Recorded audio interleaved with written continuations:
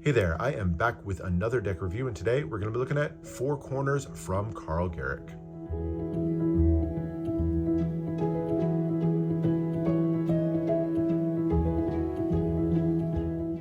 Karl Gerich was born in Doncaster, England, but would later make his way a couple hours down the M5 to the city of Bath, where he unlocked his true passion, playing cards.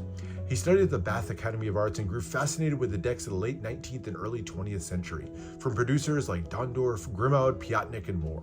From there, he moved to a small flat in Bath, picking up his own Adana printing press to allow him to explore not just the art, but the production process of making a deck of his own. Over the course of the next 20 years, Karl, sometimes in collaboration with his partner Georgina Harvey, printed dozens of decks of playing cards, inspired by those antique designs that he had grown to love. Karl would meticulously handmake each small batch of cards, creating the designs from copper engravings that he would do in his studio, printing the art on his press, and applying each card to its cardboard backing. Karl would then hand color each deck one at a time and cut them again by hand, placing them into his crafted boxes. Every one of his decks is a truly unique piece of art, and Karl's decks are rightly sought after by many collectors today. Now, Four Corners here is the 10th design that Karl did, so sometimes you'll see it just referred to as number 10. And it draws its inspiration from Dondorf's 1870s deck, Luxusspielkarte für Italien, or Four Continents.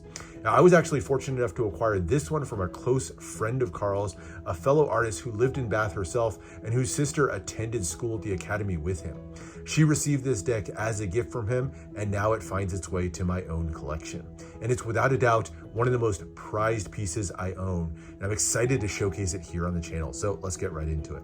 And we'll start off with the box. So like everything in this deck, handcrafted entirely, and he definitely stays on the cruder side with the boxes. It's just a cardboard box covered with this thin layer of kind of reddish pinkish paper here, and then it has the placard on the front declaring this to just be a deck of playing cards. It doesn't even have the name, the Four Corners, on here at all.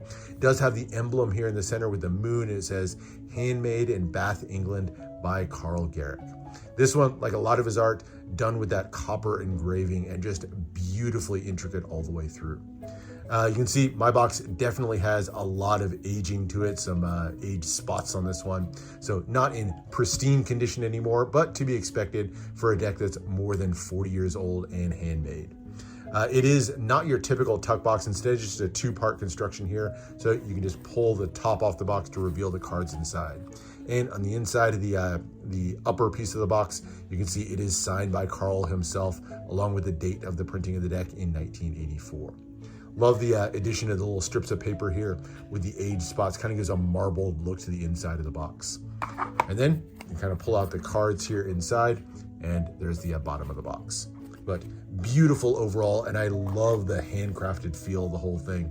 To me, that just really kind of lends itself to that real feel of artistry that went into this entire deck. And speaking of which, I mentioned these decks are hand cut. So you can see here, even the sizes, not super precise. You'll see some variation in the sizes. And again, that's just because of the process of hand cutting each one of the decks. They are, by the way, a little bit smaller than your typical deck of cards. So here's just a standard playing card here. And you can see the cards in this one a good bit narrower than your typical deck of cards. But anyway, let's check the cards themselves out, and we'll start here with the back design. So these are very plain, just kind of given a wash of color here with the that kind of pinkish reddish color, and given just a plain back to them overall. And you will see kind of variation as you go through. Some of them a good bit darker, some of them a little bit lighter. So you'll see some variation as you flip through the deck, but overall, not too much to speak of for the back design. The real art, though, comes in on the faces of the cards. And we'll start off here with the Joker. And I'll see the kind of brown background here. I don't think that's from aging. I think this is an actual intentional washed color applied to the background to kind of give it that extra aged look to it overall, but I could be wrong on that. But nonetheless, the artwork on the Joker is fantastic. It's a two-sided Joker, so you get the Joker head on both sides, and all done with that copper engraving technique. So that means that he etched the design into a piece of copper, applied ink to it, and then used that copper pressed onto a sheet of paper to form the design that you see here. and it is just fabulously detailed. Definitely has that vintage aesthetic to it overall, but lots of fun and whimsy, the kind of tilt of the head, the hat kind of flipping up over his shoulder like that, and the cards splayed in his hand there. Just beautifully done. And like I said up top, these are also hand colored. So after they came off the press, he would hand color each one of the decks, applying the reds, the yellows, and the greens that you see in here. Beautiful look to it all overall. I absolutely love this style. And if you go in real close, you can see the engraving lines and just the level of detail that went into this one. Just fantastic. All right, so the deck is called Four Corners because it's an exploration of different parts of the world. And you can definitely see that with the scenes applied to the four aces in the deck. So like I said, this is inspired by an original Dondorf deck. In the Dondorf deck, these were one-way designs, but in the style of more classic playing cards, Gerich decided to apply these as two-sided cards, so you could use them either direction.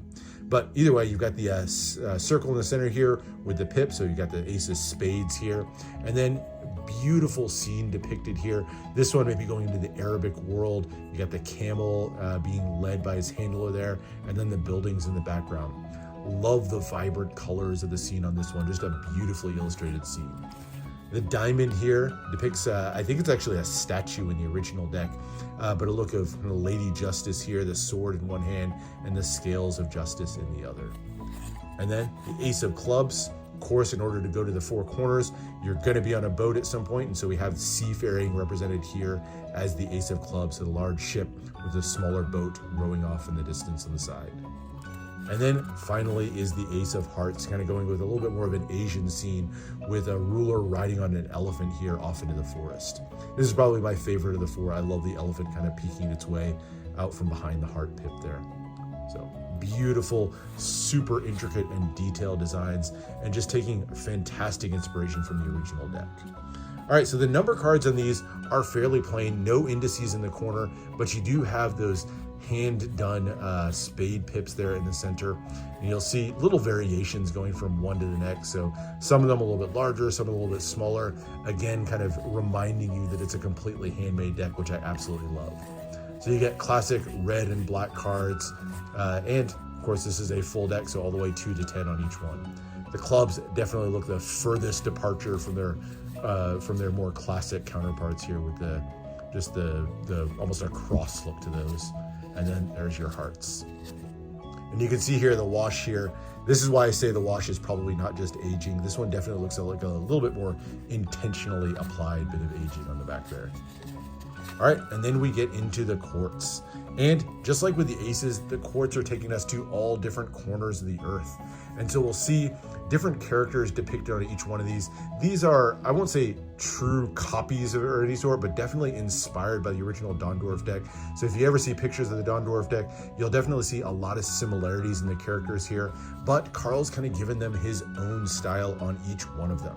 He's turned them into two-way courts, again in keeping with more classic courts, versus the original one-way designs, and kind of given them his own little flair in the artwork. Again, fully hand-colored, and a whole variety of colors. I love the mixture of colors and designs that he used on each one of them. Beautiful courts all the way through, and you'll see rulers on each one of them from all corners of the earth. Some of them a little bit more looking like soldiers or warrior kings. Others of them looking more like your classic Victorian-style queen there. But beautiful looks to them overall. And like I said, each one of them hand engraved, hand colored, hand printed all the way through. Just something I absolutely love. But beautiful designs, beautiful inspiration. And you'll see here on the Jack of Hearts, he gives his own little signature here. You get Karl Gerich and Bath with that moon emblem, the same thing we saw on the tuck box. And there's your Queen of Hearts, and finally the King of Hearts. Just an absolutely fantastic and beautifully designed deck overall. You know, Karl definitely not as well known as some of the more modern designers, but in my opinion, one of the finest designers that you can collect anywhere in the world. Most of his decks can be very hard to find, so getting a hold of any of his designs, just an absolute treat. But to have this one that was a gift to another artist from Karl himself, just incredibly special. So hopefully, maybe introduce some of you guys to a new designer you've never heard of. Definitely go seek out his decks. He ended up doing about 45, 50 different decks before he finally passed away. And they can be a little bit hard to find, but well worth it if you can ever chase one down. But Four Corners to me is always going to be one of the most special ones in my collection. Just a magnificent deck through and through. By the way, hope you enjoyed this look at a really special deck from 40 years ago from Karl Gerich.